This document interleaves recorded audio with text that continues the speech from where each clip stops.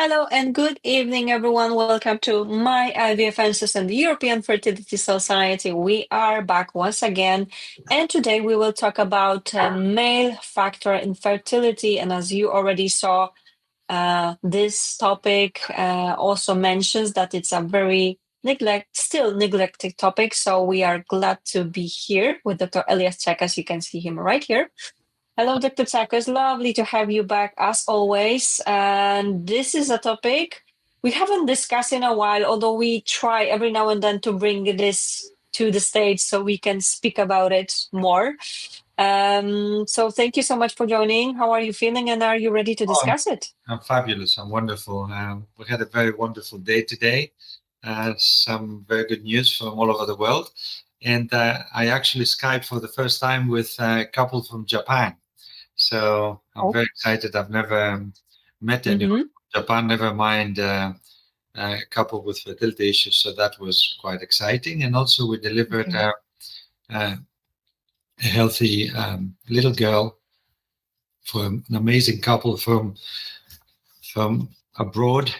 And that was also very, very exciting. They chose to. I can imagine, yeah. And they arrived a couple of weeks ago, and today we had the delivery, and that's always very exciting. So I'm very sounds amazing for sure.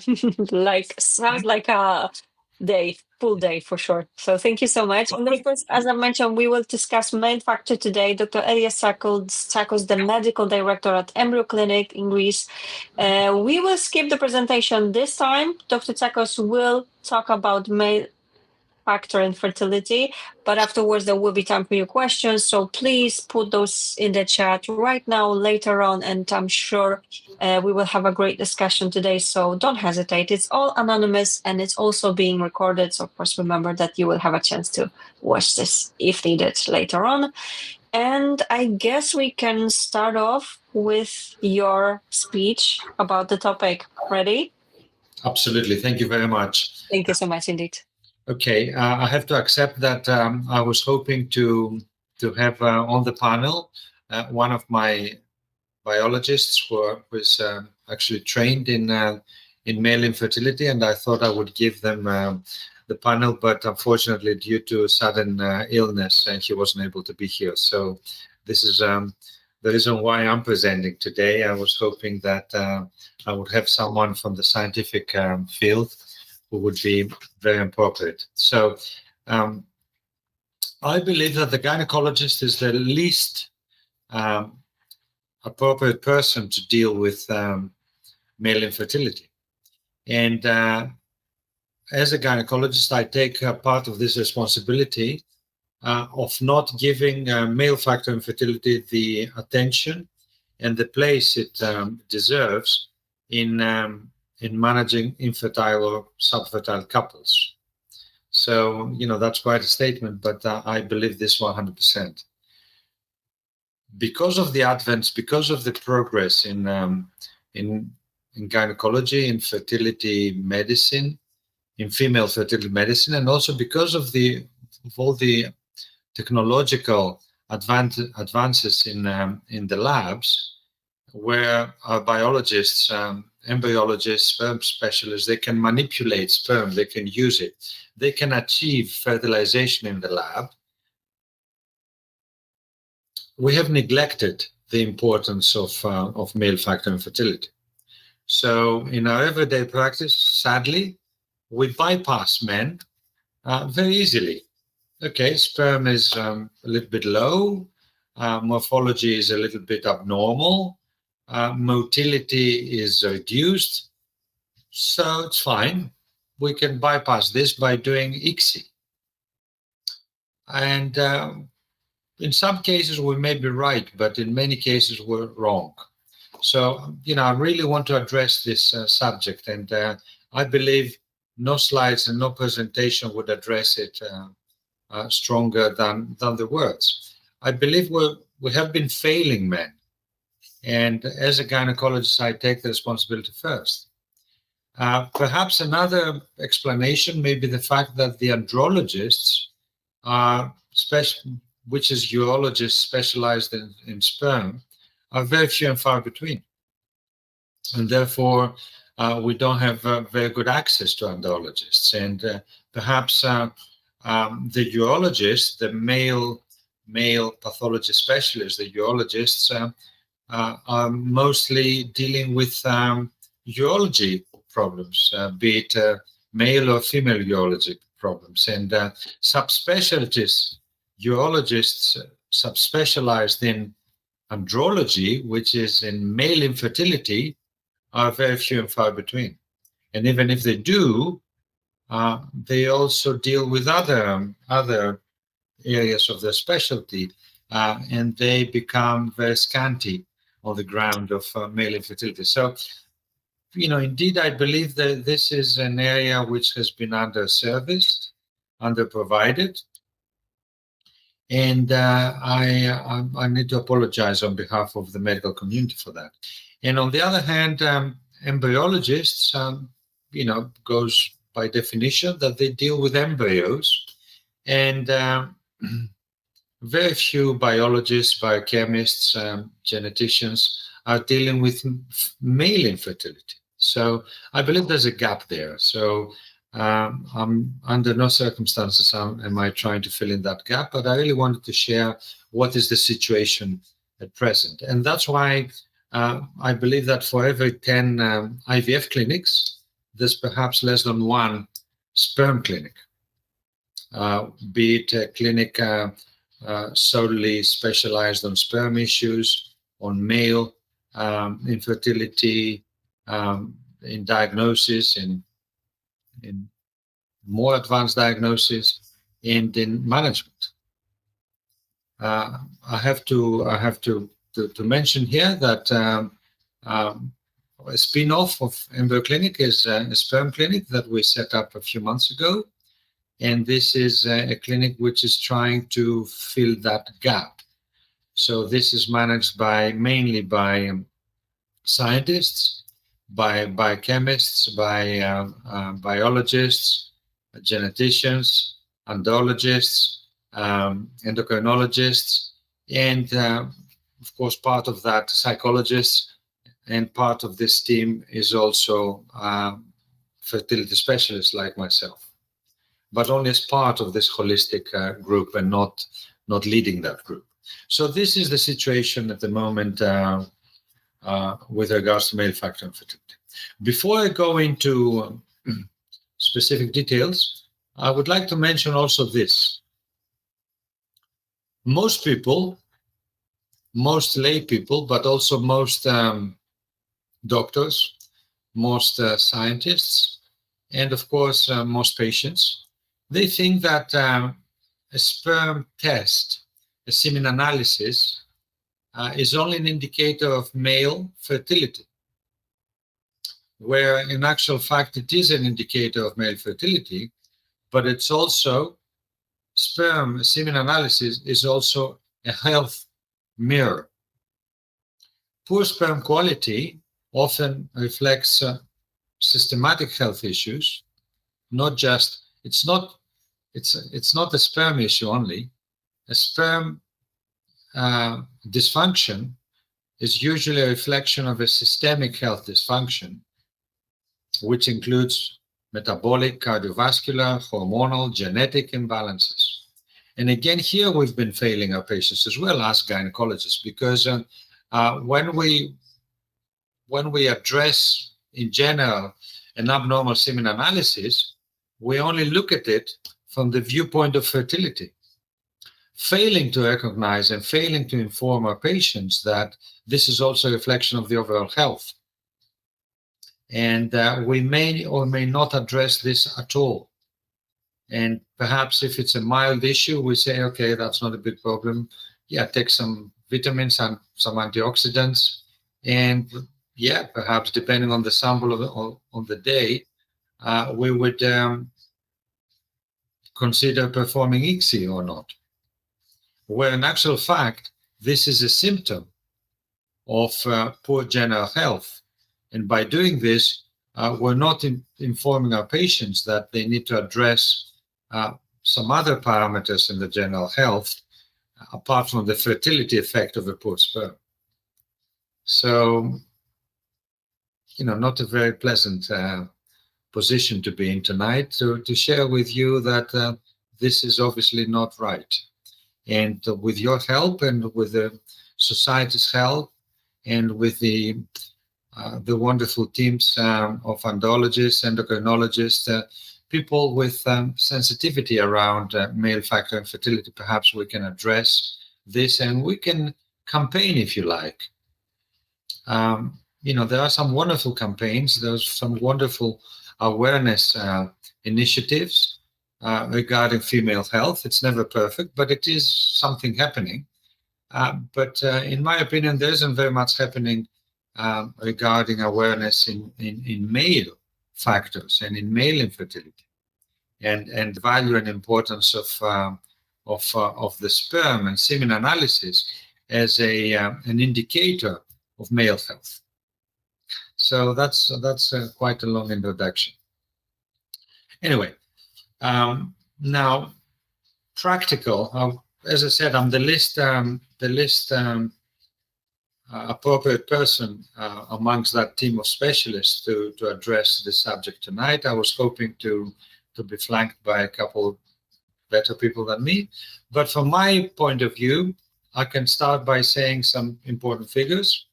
About half the couples that we face and we see every day, they are presenting with male factor infertility, either as a sole indication for fertility management or as an associated factor. So there's either just male factor infertility or male factor infertility together with some female factors. This is very important. So about 1 in 2. Now, semen analysis is like a full blood count. It's like a hemoglobin test in a hematology panel. It's only the tip of the iceberg. And yeah, okay, fine. If semen analysis is normal, it's likely that it's fine, but not necessarily. So point number 2 I would like to make, I would like to make only 5 points, plus another 5, perhaps. So point number 2 is that semen analysis is not the whole picture. We would like to have minimum a couple of semen analyses. Also, semen analysis have to be done in specialized labs by specialized scientists, following guidelines of the scientific societies. And in our practice, we always accompany a semen analysis with a comprehensive microbiology test and culture. And lately, we have also included a DNA fragmentation index. The reason why we do this is that over the last few years, it has become scientifically evident that abnormal DNA fragmentation index may play a role not just in spontaneous pregnancy, but also in assisted pregnancy. So in our assessment, we do this triple assessment: semen analysis, semen culture, and DNA fragmentation index. Now, this is only the beginning, because invariably we're dealing with men older than 40 years old. So we believe, and following extensive discussions with our colleagues in the Sperm Clinic team, we believe that the general health and the general health assessment is also important. So in terms of investigating men, and in particular infertile men, we dig a little bit deeper. So apart from those 3 factors, we check for karyotypes. About 1 to 2% of infertile men, they do have some sort of karyotype abnormality, and we need to address that. 10 years ago, karyotype DNA testing in the peripheral blood would cost perhaps very near 1,000 or more euros. Now it's only very few hundred. So in the context of the overall workup of fertility, I think it helps identify those men quickly who would need more specialized services. So, in the context of always of male infertility, particularly if there is abnormal semen parameters. So karyotype testing, cystic fibrosis is also very important, not only in trying to identify genetic factors in the male infertility context, but also to prevent cystic fibrosis, children being born, or even carriers being born. So this is the standard genetic testing we do. And of course, in our region in the South Europe, as most people probably know, genetic variation of hemoglobin is also very common in terms of thalassemia or sickle cell disease. So we perform that test as well on our men. By knowing the carrier status, we can formally improve our counseling and our approach to the patients, not only with regards to success, but also with regards to safety. With regards to particular testing of sickle cell disease and thalassemia, the Greek government, the government of Greece, has subsidized those tests for everyone in order to eliminate the possibility of birth of children with thalassemia and sickle cell disease. So these are the genetic factors. And in our practice, following extensive consultations with endocrinologists and general physicians, we have included vitamin D testing. We have included the thyroid panel testing.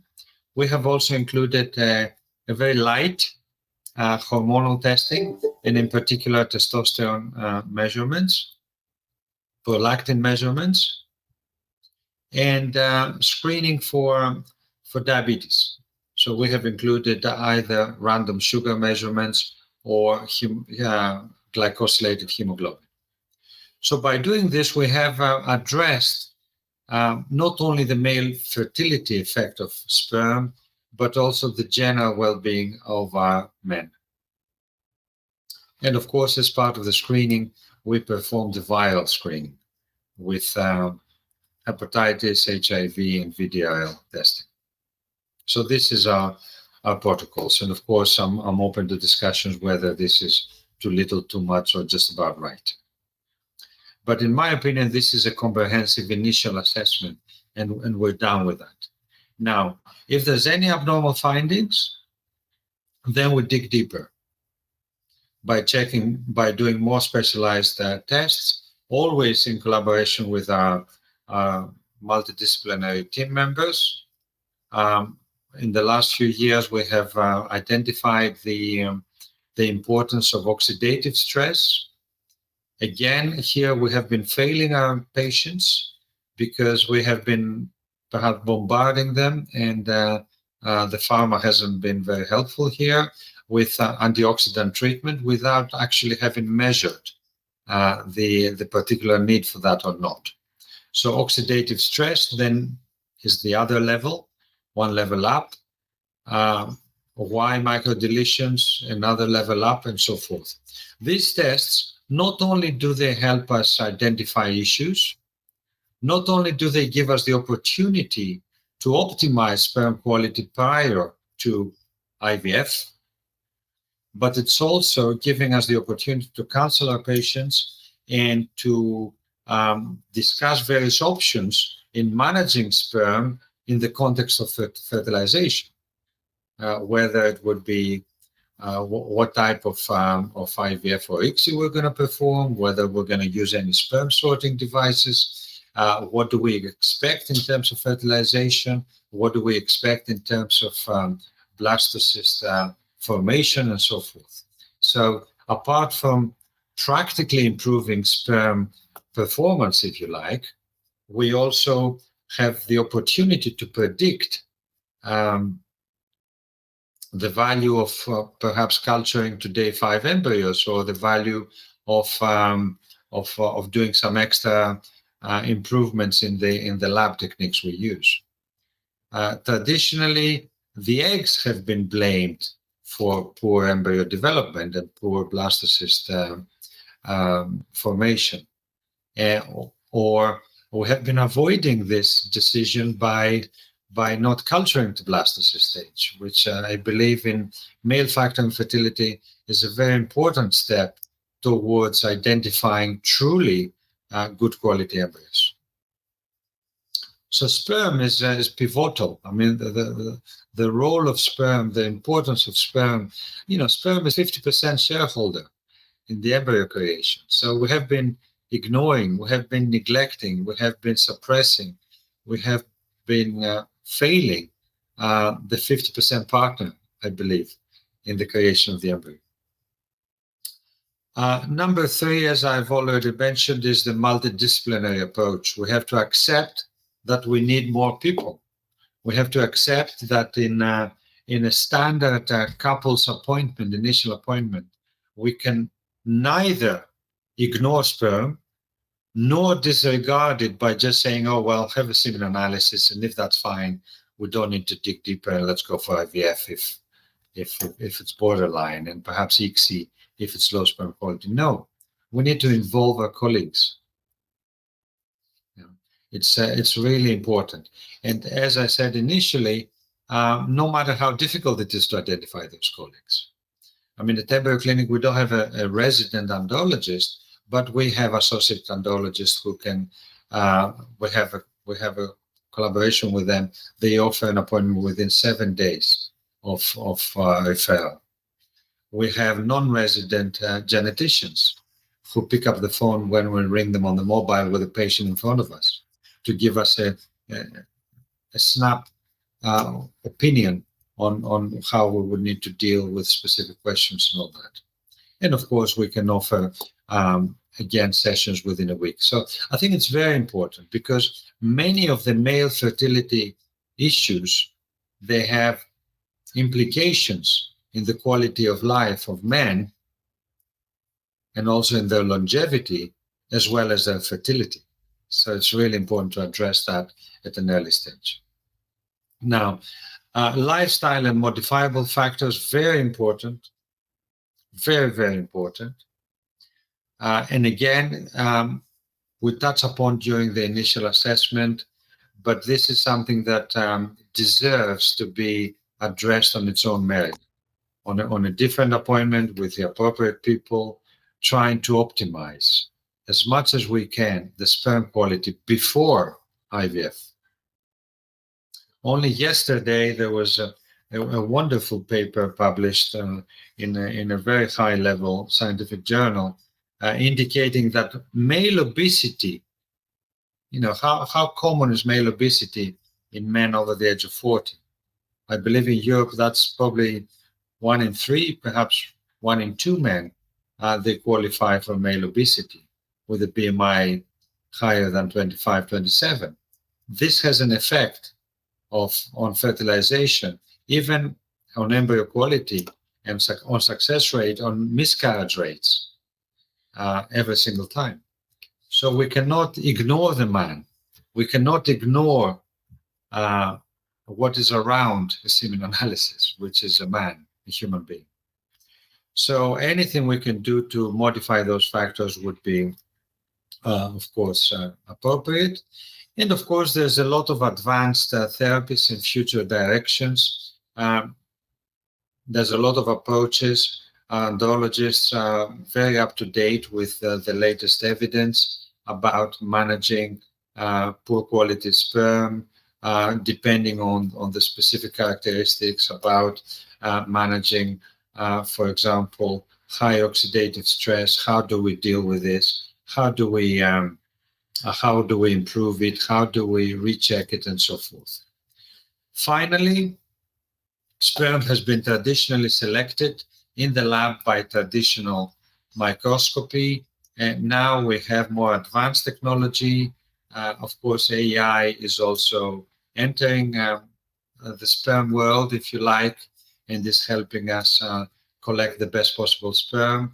Sperm sorting devices have now come to the third 3.0 if you like, advancements. So we have very, very advanced sperm sorting devices that can facilitate the selection of best possible sperm, not only for IVF and ICSI, but also for intrauterine insemination.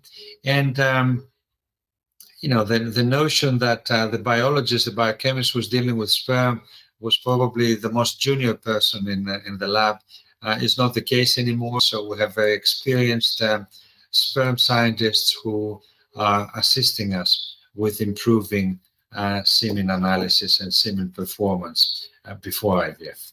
But everything starts with acknowledging again and again the importance of the 50% shareholding. I think this is my presentation today. I'm very passionate about this. I remember very fondly the wonderful sperm specialists I have worked with in the past, and I'm still working now. I don't like to drop names, but the world-famous, wonderful people. And these are the people who remind me every single time that sperm is a mirror of health in the man, not only the health of the body, but even there's a mental health connection of semen analysis. And male infertility is linked with high rates of anxiety, depression, and stress. And this is a consequence of poor sperm health, and I feel that we're obliged to address that. And if I want to close here, I would say that, again, I apologize on behalf of gynecologists, on behalf of health professionals, that we have been failing our men and semen analysis and sperm, they deserve to be addressed in a different way. And I'm hoping that this will help all of you to seek for appropriate health by appropriately trained teams. And hopefully this will not only improve our fertility outcomes, but it will improve the overall health of the men, because we need men equally as we need women. We need healthy parents. We need healthy human beings in our society. Thank you very much.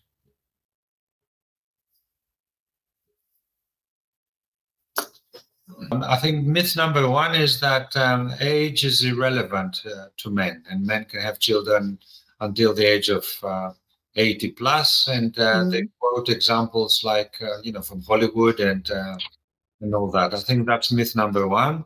Male fertility is associated with age, 100%, and perhaps with a small leeway compared to female fertility. I mean, perhaps female fertility starts declining significantly after the age of 35. We all know that at the age of 35, women have lost 95% of their ovarian reserve compared to what they were born with. Men, the decline starts after the age of 40, perhaps. Having said that, in the last few decades, the quality of sperm overall in the world has been declining, and perhaps this is a mirror. This is an outcome of the general quality. The quality of the water, of the air, of the food, and everything. So it is a myth. I'll never forget that. I wasn't a father by the age of 40, and one of my lovely colleagues, a wonderful human being who loves me, I think, to bits and can put up with me for the last 26 years. He brought me all the evidence when I was 40, and he urged me to freeze my sample at the age of 40 to do like male preservation, and just indicating how important was that milestone. And again, myth number two is that young men, they have nothing to fear with regards to male infertility. That's a myth, because there's a lot of factors that may affect. There's a lot of congenital. Some men can be born with some issues, and some men can acquire some issues. And again, a little message for everyone would be, when a man goes for example, I believe in the army, in most European countries, in most, countries of the world, I believe there's obligatory army service or some sort of army service. I think that, or the Boy Scouts or whatever. I think at some stage, some doctor should probably convince all the boys and young men, perhaps before the age of 25, to have one standard semen analysis. And perhaps even the governments should be doing this. Because by doing that, we would identify a small percentage, but perhaps 10%, but it's not negligible, of men who already have an issue and they're not aware of that. Perhaps. So that's message number 2. So encourage your relatives, your nephews, your cousins, your whatever, your neighbors, young boys, have a semen analysis. Just have a sperm test, and don't have it just for fertility. Have it as a health indicator. I mean, even diabetes you can pick up. If you ask me, if you were to do one test, if you were to spend, say, £100, what test would you do to a healthy man at the age of 30? I would probably say a semen analysis, because that an indicator of genetic, environmental, hormonal, general medical issues. Just this humble semen analysis. So that's myth number 2. So, and the young people are not spared. Myth number 3. I've been smoking for 10 years, and now I've quit for a couple of months, and it's fine. It's not fine. I mean, the damage is there. Myth number 4, sexually transmitted disease. I mean, they affect men as well. Perhaps the symptoms are not as bad, but prostatitis is terrible. There's one of the most famous urologists, a man who is unfortunately retired now. And I was fortunate enough to be his friend and his associate for many years. He said that every time a man has prostatitis, they have to befriend a urologist, because they will need them for the rest of their lives. And prostatitis is a very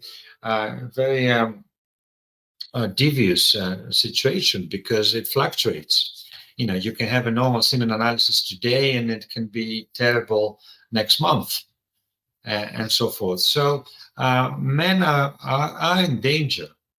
Men, they don't have the HPV infection. I mean, there's wonderful research now being done, and again, I have a lot of evidence to suggest that HPV can damage sperm as well as it can damage perhaps female reproductive organs. So there's a lot of dangers out there. So men are and finally, the male age factor. Men, we age as well as the women age. And actually there is some research now focusing on sperm, indicating that perhaps the genetic effect, the mutations, the impact of age on the sperm mutation is probably comparatively higher and more pronounced compared to female effect, the age of female age. So I think we need to address all of that. And again, we need to address it in a separate session. The fertility couple, they're usually addressed by a gynecologist, fertility specialist, and 90% of the light goes on the female. And men are usually in the shadow. I think they need to come out of the shade. Thank you so much. Thank you so much for answering that question. Very important. And now I will go back to all the questions that you've already put here. I will show this to you. Let's have a look. Okay, there are a few things here that we need to discuss. Urologists in California told us that there is really no good test to tell if sperm is of good quality, and there is controversy in terms of how useful DNA fragmentation is. Could you tell me what you have in mind when you meant testing for oxidative stress? Wondering what your thoughts are on one of these supplements called ashwagandha. Also wondering what your thoughts on sperm sorting device such as Zymote or any additional fertility enhancements such as Pixie. Some clinics do not offer these add-ons, and if they don't, is that a sign of poorly run clinic? Thank you so much. Few questions in one, definitely interesting ones. Sure. Hi, Hanzo. I mean, first of all, I'd like to share that a urologist is not necessarily an andrologist. Just like a gynecologist is not necessarily a fertility specialist. Now, perhaps up until 15, 20 years ago, with a little bit of reading, a urologist could manage a little bit of male infertility. And equally, maybe a gynecologist with a special interest could be a little bit of, not top level, but they could manage a little bit of fertility. Now, this is not the case anymore. This is not the case. And in fact, I had this discussion with a very senior member of the university today. Even obstetrics and gynecology as a specialty, in my opinion, should separate now. There's no relationship between obstetrics, which is dealing with pregnancies, and gynecology, which is dealing with pathology, with gynecological disease. No relationship whatsoever. And so that was probably relevant 20 years ago. So I doubt a little bit that your urologist, and with all due respect, is probably specialized in male infertility. I mean, male infertility specialization is a minimum of 2 years extra, full-time 2 years training, plus continuous training, certification, and continuous appraisal. That is the definition of a male fertility expert. So this is the only way I can explain that quote, that DNA fragmentation is not that important. It is. Mm-hmm. I wish it wasn't. But it's been important for the last maybe 10, 15 years. And it's been mostly important until fairly recently, for spontaneous pregnancy and for intrauterine insemination. But now, in the last few years, we have very good evidence to suggest that it's even important for ICSI and IVF. And it's not only important for blastocyst formation, but it's also important for miscarriages. So I fully disagree, to be honest. Mm-hmm. But okay.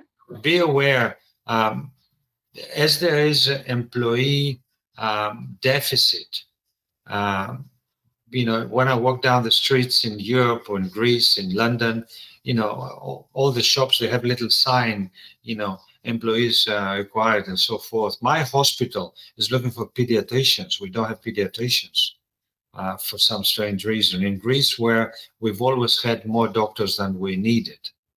Unfortunately, there's lack of specialists. There's lack of doctors everywhere in the Western world, as far as I know. So never mind highly specialized people. So I think, if you look, you really need to look in the right direction and find people really specialized. Now, oxidative stress is, of course, important. In my opinion, it's complementary to DNA fragmentation index. In my opinion, oxidative stress, again, is a mirror of general health. We can measure oxidative stress not just in sperm, but in other bodily fluids. And now with the new medical specialty of longevity and lifestyle medicine, we're becoming more and more aware of the fact that all these markers, they're linked with inflammation, they're linked with longevity, they're linked with well-being, they're linked with disease, with cancer, with diabetes, with metabolic disorders, and so forth. So this is very important. And yes, sperm sorting devices, it's a little bit of a trouble for the lab. And again, labs are, with all due respect, they're like, they're very variable. And of course, it can be a little bit of a fuss for embryologists, for scientists, for biochemists to do those extra tests. But for the individual couple, it helps. And that's why the advice, I can give you some figures now here. The advice, at least in Europe, is that for every IVF unit, for every 150 cycles, they should have one biologist, one embryologist. So if we stick to this ratio, then yes, there's always time to do Zymote. I believe in Zymote and equally sperm sorting devices. Now there's new generation sperm sorting devices, because it's like putting your runners to a test, like running a small small competition for your sperms. I believe that our embryologists are amazing at choosing the best sperm, but now we have more technology to make them even more amazing by using the sperm sorting devices, by using AI technology, which locks on the sperms and which identifies micro movement of the sperms, which is impossible for the human eye to identify. Yeah, sounds great. And there's one more thing here, ashwagandha. Any thoughts on that? I think I've answered that. I'm sorry, I missed that then. Sorry. That's okay. Let's have a look at the next question. I have a question from Ellen. Again, a bit of a longer one. So let me. Hi, Dave. I can recognize some amazing and familiar names. Thank you so much. I don't know if I'm supposed to mention you, but thank you so much for coming here, and thank you very much for your support. I can see some of my patients, some of my colleagues. Thank you. Some of my associates. It's wonderful. Wonderful. Thank you. Thank you for being here tonight. Yeah. Definitely. Yep, this is the question. So my husband had a 31% DNA fragmentation, sperm count down to 22 million, and morphology 2% from a year ago. Sperm analysis, failed IVF, 2 miscarriages, varicocele embolization was done more than 3 months ago. Husband is fit and healthy, doesn't smoke, rarely drinks, normal BMI, has a healthy lifestyle. What can you suggest to improve DNA fragmentation and sperm analysis post-varicocele embolization? Yes. Sure. My fertility specialist suggested my husband drinks NEC. Would you recommend this, or do you have any suggestions regarding supplements? Yeah. Sure. Hi, Ellen. Thank you for this. Basically, I would ask for many more tests. So if you have pen and paper, definitely I would ask for, of course, semen analysis, semen culture for iobes, anaerobes, chlamydia, mycoplasma, perhaps PCR for microbes. Consider microbiome testing. I would do karyotype, cystic fibrosis testing. I would check hematology and biochemistry to make sure his general health is normal. And I would ask for a detailed ultrasound scan of testes and definitely of the prostate gland. And I would even consider Y microdeletion testing. Now, once this is done, yes, indeed, I would definitely suggest oxidative stress measurement. And I would, apart from, I don't know his BMI, I don't know his age, for example. Then I would try to improve lifestyle as much as I could, and supplement. Now, supplementation, that's a weekend. I mean, that's a weekend conference just to discuss. I mean, it would take half a morning to start telling you, because I have a special interest in longevity and well woman and well man. It would take me half a morning to explain to you how to take vitamin D. Most people don't take vitamin D correctly. Most people don't take folic acid correctly. Whole governments have been, I wouldn't say fooled, but I would politely say misguided. They have fortified foods and cereal and flour with folic acid the wrong way. And instead of doing good, they're doing bad. So supplementation is not as simple as people make it to be.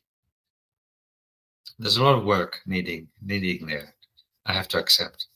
So you would need a proper sperm clinic to address him holistically, dedicate a few visits, dedicate some tests, dedicate some meetings with that multidisciplinary team.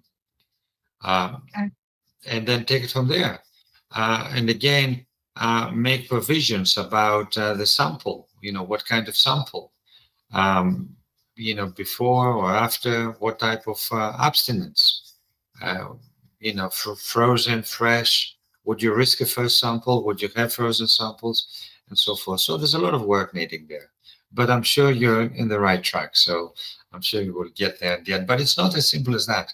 I mean, the pharma, they like us to, to tell them, oh, don't worry, go and get a supplement. Oh, there's so many supplements. You might as well, I don't know, play pickleball. I think it may have a similar effect, if not better. Okay. Thank you so much. Ellen just mentioned, thank you. We'll consider the test and discuss with my fertility specialist. His vitamin D is 100 despite living in Ireland. Okay.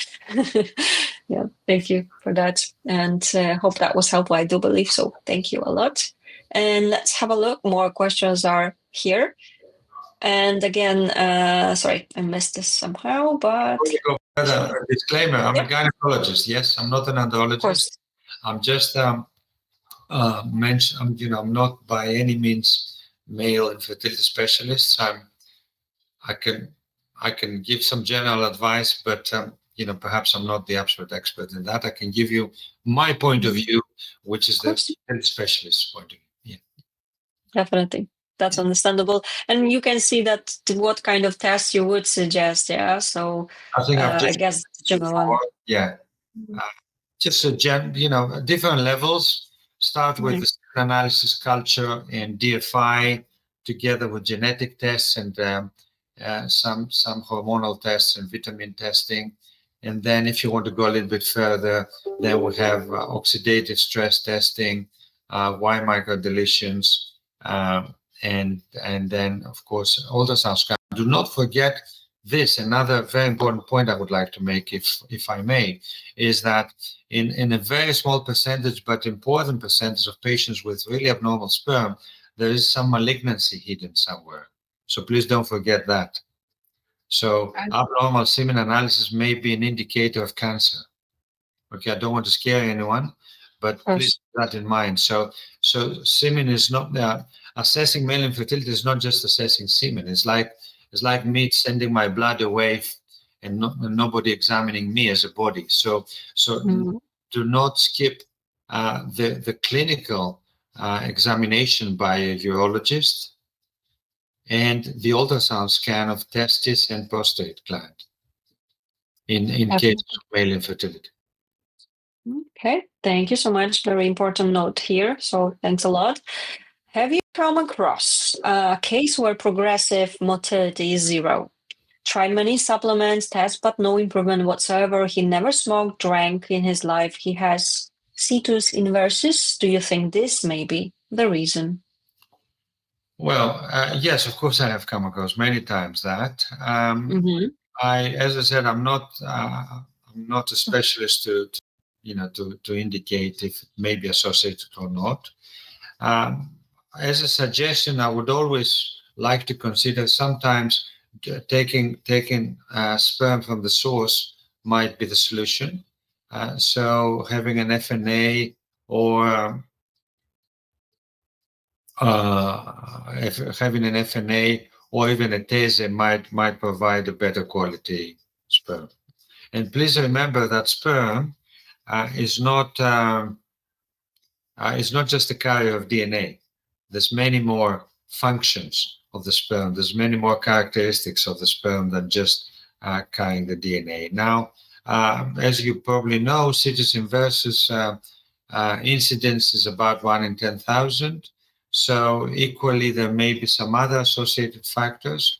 I think this is a very special case, and I think they need to be carefully assessed by a multidisciplinary male infertility expert team.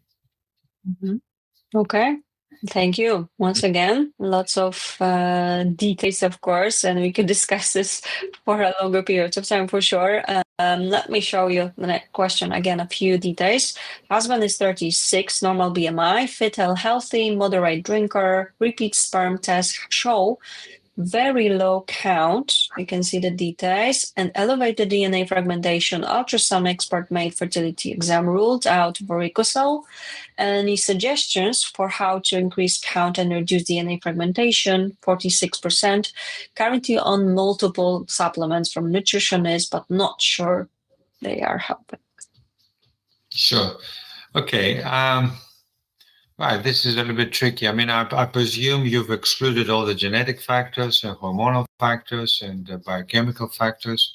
So if that's the case, then I think you need to look very carefully into the supplementations, because there's two elements in the supplementations. One is that what type of form. I presume that if you're seeing a nutritionist, at least they're giving the active forms of supplements. But even so, sometimes this may not be beneficial if the supplement source, if the companies, they're not, what we call top notch, if they don't have external validation, if they don't have all those requirements for supplementation. I mean, the problem with supplements, unfortunately, is that they're not very well regulated, and there's so many substances in the market that are virtually impossible, even for scientists to be, 100% sure of the quality. But there are some standards you need to look at. Having said that,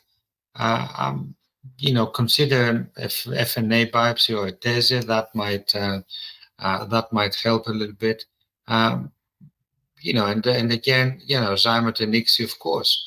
I mean, the question is how does the sperm perform? I mean, try your best to optimize, and then the best indicator of male quality, one of the best indicators, is the blastulation rate. Just check how this is performing. Mhm. Okay, we will be slowly finishing. So if you have any final questions, go ahead, type those in. We will be happy to forward any of the questions that we are not able to answer today, but I think we can still have a look at this question. In our first round, our embryos did not progress to blastocyst after day 3. The clinic said that use of Zymet ICSI would have overcome sperm issues, low motility, and morphology. So they have suggested donor eggs for a potential third round after another try. We didn't do DNA fragmentation, but if we do now and it reveals concerns, should we wait for a second round and try to improve? We're 47 and 6 and also worried. Time is not on our side. Sure. Okay. I mean, Gary, I'm sorry to hear this challenging situation, but if I wanted to share my opinion, it seems that female age may also be a factor, maybe one of the reasons why I didn't progress beyond day 3. So I don't know what your approach with regards to egg donation, but the chances of a successful pregnancy in your age group, no matter what you do with the sperm, are extremely, extremely slim, in the region of perhaps 1% maximum. So, if for other reasons you accept egg donation, I would probably agree with your clinic that this may be the way forward. But even with egg donation, I would try to optimize sperm quality as much as I can, because that may make a difference between success or not. With better sperm, we can, in an egg donation cycle, for example, in our clinic, invariably we use 6 fresh eggs, and with reasonable sperm, we achieve 2 to 3 top quality blastocysts and an overall success rate of about 90% cumulative success rate per cycle.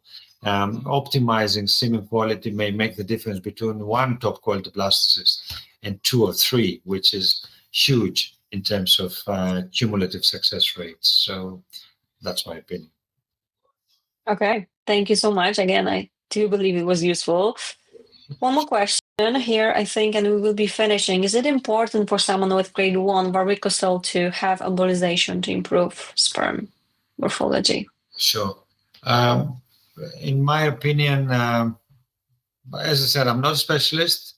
I usually consult my team. I don't side with anyone, but if I can reflect a little bit the opinion of my team, in general, they don't operate type 1 varicocele in our practice. Now, that's that. Now, if there is an indication for operation, if it's type 2, type 3, if it's painful, whatever, and again, type 1 varicocele may not be associated with morphology issues, may be associated with other types of issues. So try to understand a little bit more and ask a little bit more difficult questions to your team, whether type 1 type 1 varicocele may be associated with morphology issues on the sperm, which I don't think it does. And I would be very conservative with type 1 varicocele. Okay, makes sense. Again, thank you so much. And you can see there are some thank you for your time and knowledge. So let me know if you have, because we have a few questions left, but let me know if we can continue or we need to finish for today. I guess we can have a look at the next question, which is a short one, and we will be finishing. So if global zoospermia is found in a sample, would AOA, I'm not familiar with that one, sorry, be a good option to ensure maximal fertilization? Well, again, as I replied to a previous similar question, I think that this type of severe male infertility factor, I think it requires very, very thorough and comprehensive investigation.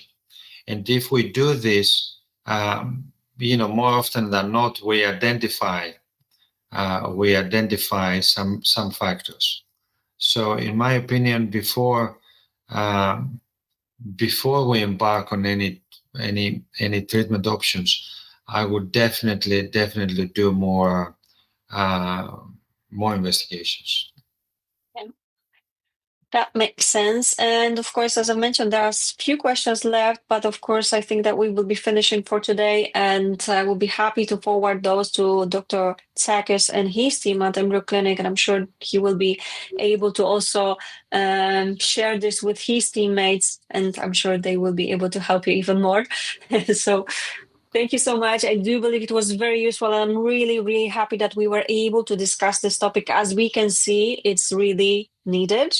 So I'm very happy to see so many questions from you, Dr. Tsakos. Anything before we finish? Anything else? All I want to say is thank you, because you give me the opportunity to share my views. Sometimes they're very strong, and perhaps they're not fair. Usually I'm unfair on us, on doctors. I think that we need to work harder.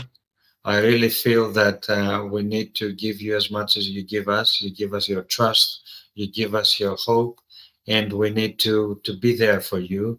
And it's a huge responsibility. So thank you so much. Thank you also for giving me this difficult sample, this difficult topic, and also the opportunity to accept and admit responsibility for not addressing it properly over the last few years. And let's hope that now all of you in the audience will go out and ask what you deserve, which is a really purely scientific approach, a respect on the male partner as well as the female, because by respecting the men, we respect the women, we respect the unborn children. So thank you again. And I'm here, I'm available. If you have a simple question, just drop us a line on info@embryoclinic.eu.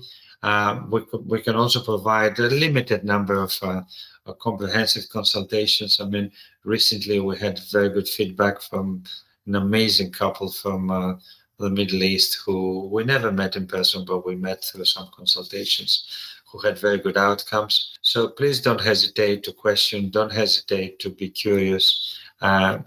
Keep looking, keep reading, keep ChatGPT and Googling. It's your duty and your responsibility, because you make us better. Thank you so much for that. Thank you so much indeed. And that was a great session. Thank you everyone for joining, for your questions. And you know that we will be back with some more events with some other topics. But of course, if you have any questions you wish to ask, you can get in touch with us directly or Dr. Tsakos, and I'm sure we all be happy to help you out. So thanks a lot for today. Dr. Tsakos, lovely to have you as always. And of course, see you soon. Okay, take care everyone. Have a lovely evening. Bye. See you soon. Bye. Bye.